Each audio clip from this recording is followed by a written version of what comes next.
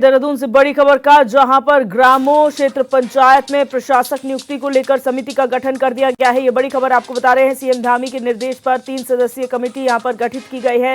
विभागीय स्तर पर सचिव युगल किशोर पंत की अध्यक्षता में समिति बनाई गई है और पंचायती राज निदेशक निधि संयुक्त निदेशक हिमानी जोशी शामिल हैं इस समिति में और समिति को 9 दिसंबर तक अपनी रिपोर्ट जो है वो सौंपनी होगी। तो ये बड़ी खबर आपको बता रहे हैं, जहां पर ग्रामों और क्षेत्र पंचायतों में प्रशासक की नियुक्ति को लेकर एक समिति का गठन कर दिया गया है मुख्यमंत्री पुष्कर सिंह धामी के निर्देश पर। और 3 सदस्यीय ये कमेटी है जो 9 दिसंबर तक अपनी रिपोर्ट जो है वो सौंपेगी। इस कमेटी में विभागीय स्तर पर सचिव युगल किशोर पंत की अध्यक्षता होगी। साथ ही साथ पंचायती राज निदेशक निधि और संयुक्त निदेशक हिमानी जोशी भी इस समिति में शामिल हैं। ये 3 सदस्यीय कमेटी जो है वो 9 दिसंबर को अपनी रिपोर्ट सौंपेगी कि ग्राम पंचायत स्तर पर जो प्रशासक नियुक्त होने हैं उन्हें लेकर क्या कुछ फैसला लिया जाएगा।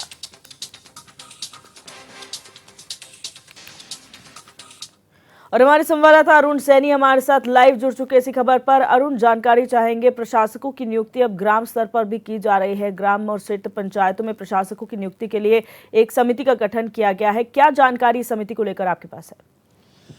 जी दिव्या, देखिए निकाय चुनाव पहले से प्रदेश में टल रहे हैं। ऐसे में पंचायतों में भी जो है, क्योंकि पंचायतों का कार्यकाल समाप्त हो चुका है, चाहे वो ग्राम पंचायत हो, क्षेत्र पंचायत हो, जिला पंचायत हो, इनका सभी का कार्यकाल जो है समाप्त हो चुका है और इसमें प्रशासकों की नियुक्ति जो है वो की गई है। ऐसे में अगर ग्राम पंचायतों में और क्षेत्र पंचायतों में जो प्रशासक बिठाए गए हैं उसमें जो विकास अधिकारी हैं, क्षेत्रीय विकास अधिकारी, उन्हें जो है जिम्मेदारी दी गई, उन्हें प्रशासक जो है उसमें बनाया गया था। तो वहीं जिला पंचायतों में जिला अध्यक्षों को जो है को ही प्रशासक बनाया गया। उनके ही एक तरीके से अगर ये कहे तो उनके कार्यकाल में जो है वो बढ़ोतरी हो चुकी है। तो ऐसे में इसको लेकर ग्राम प्रधान जो संगठन थे उनमें नाराजगी देखने को मिल रही है और लगातार जो है उन्होंने इसको लेकर अपना विरोध प्रदर्शन भी जाहिर किया और सरकार को चेताने का काम भी किया और लगातार उन्होंने एक चेतावनी देते हुए कूच का भी जो है निर्णय लिया था कि अगर इनकी मांगों पर नहीं मानी जाती तो वो एक कूच भी जो है वो देहरादून में करेंगे, सचिवालय का कूच करेंगे, मुख्यमंत्री आवास का कूच करेंगे। इस तरीके की बातें उन्होंने कही थी।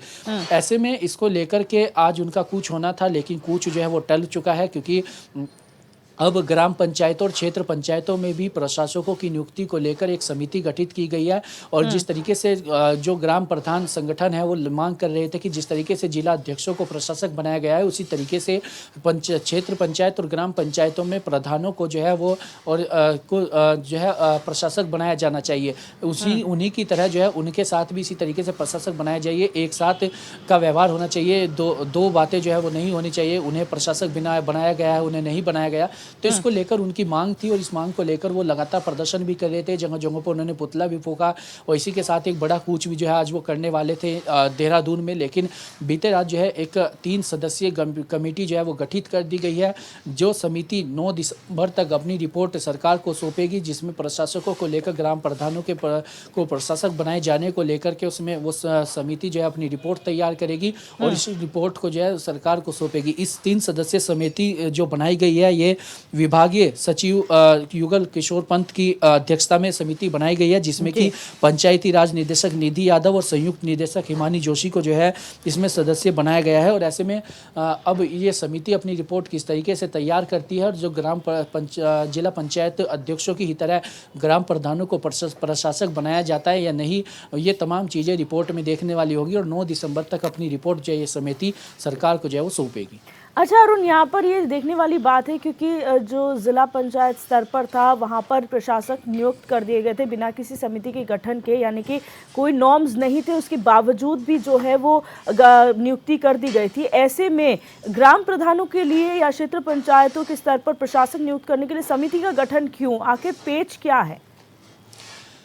जी दिव्या, देखिए जो ग्राम पंचायतों में पहले से जो प्रशासक बनाए गए थे, जिस तरीके से हमने बताया, वो जो है मुख्य विकास अधिकारी जो वहाँ के हैं, उन्हें जो बनाया गया था, उनके हवाले जो है ग्राम पंचायत और क्षेत्र पंचायतें दी गई। लेकिन जिला पंचायतों में ये दावा किया गया कि जिला पंचायतें बड़ी होती है, ऐसे में जिला अध्यक्षों को ही जो है उसकी जिम्मेदारी दी गई, ताकि जो कार्य है वो बाधित ना हो और एक जो रूटीन के कार्य है वो हो सके। तो ऐसे में हालांकि वो नीतिगत फैसला कोई नहीं ले सकते, तो ऐसे में अब इसको लेकर के ग्राम प्रधानों, जो ग्राम संगठन है, जो प्रधान संगठन है, उनमें नाराजगी देखने को मिली थी। तो ऐसे में उनकी नाराजगी को देखते हुए जिस तरीके से वो प्रदर्शन कर रहे थे, तो उसको लेकर समिति बनाई गई है, क्योंकि ग्राम पंचायतों में अलग से प्रावधान है और पंचायत एक्ट के तहत उसमें क्या कुछ चीज़ें आती हैं, किस तरीके से होता है, तो इसको लेकर समिति गठित की गई है और समिति अब अपनी रिपोर्ट देगी और रिपोर्ट के आधार पर 9 दिसंबर को ये तमाम चीज़ें स्पष्ट होंगी कि आखिर अब ग्राम प्रधान संगठनों की जो मांग थी वो मानी गई है या नहीं मानी गई, उन्हें प्रशासक बनाया जाता है या नहीं बनाया जाता। क्योंकि इसके बाद बात ये भी है कि इसके बाद अगर हो सकता है कि निगमों में भी जो है ये मांग उठने लगे कि पार्षदों को प्रशासक बनाया जाए या मेयर को प्रशासक बनाया जाए, तो इस तरीके की बातें भी हो सकती है। तो इसीलिए जो है समिति गठित की गई है और समिति अपनी रिपोर्ट तैयार करेगी और रिपोर्ट में ये समिति क्या कुछ चीज़ें रखती है, किस तरीके से अपनी रिपोर्ट तैयार करती है, ये तमाम चीज़ें 9 दिसंबर के बाद क्लियर होंगी, जब समिति अपनी रिपोर्ट सरकार को सौंपेगी। अच्छा, आपने कहा यहाँ पर कूच जो है वो होने वाला था प्रधानों की तरफ से, अभी वो टल चुका है। ऐसे में अगर विपरीत फैसला आता है तो क्या उनकी रणनीति रहने वाली है? क्योंकि जाहिर सी बात है कि अगर पक्ष में फैसला आता है तो ऐसा कुछ देखने को नहीं मिलेगा, लेकिन अगर विपरीत है, उनके खिलाफ फैसला आता है, तो आगे की रणनीति पर विचार है।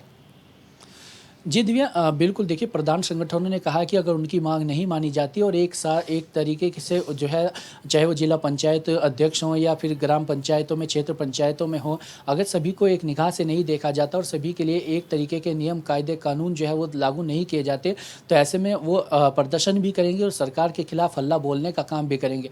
तो ऐसे में अब उन्हें जो है सरकार ने समिति गठित की गई है, आश्वासन उन्हें मिला है, तो ऐसे में उन्होंने फिलहाल के लिए अपना कूच और अपने प्रदर्शन वो स्थगित कर दिए हैं। लेकिन आगे अगर उनकी मांग नहीं मानी जाती तो प्रधान संगठनों का यही कहना है कि आगे प्रदर्शन चलता रहेगा, नहीं तो जिला पंचायतों में जो प्रशासक बनाए गए हैं और जिला अध्यक्षों को नियुक्ति दी गई है, उन्हें प्रशासक बनाया गया है, उन्हें भी हटाया जाना चाहिए, उनकी जगह भी किसी और को जो है प्रशासक बनाया जाना चाहिए, या उन्हीं की तरह जो है ग्राम प्रधानों को भी जो है प्रशासक बनाया जाना चाहिए। तो ऐसे में इन सबको लेकर जो उनकी मांग कितनी मानी जाती है, नहीं मानी जाती, इसको लेकर समिति क्या रिपोर्ट देती है, रिपोर्ट में क्या होता है, आगे सरकार इस पर क्या फैसला लेती है, फिर ग्राम प्रधानों का क्या फैसला रहता है, ये तमाम चीज़ें आने वाले वक्त पर निर्भर करती है। जी, बहुत शुक्रिया अरुण हमारे साथ जुड़ने के लिए और तमाम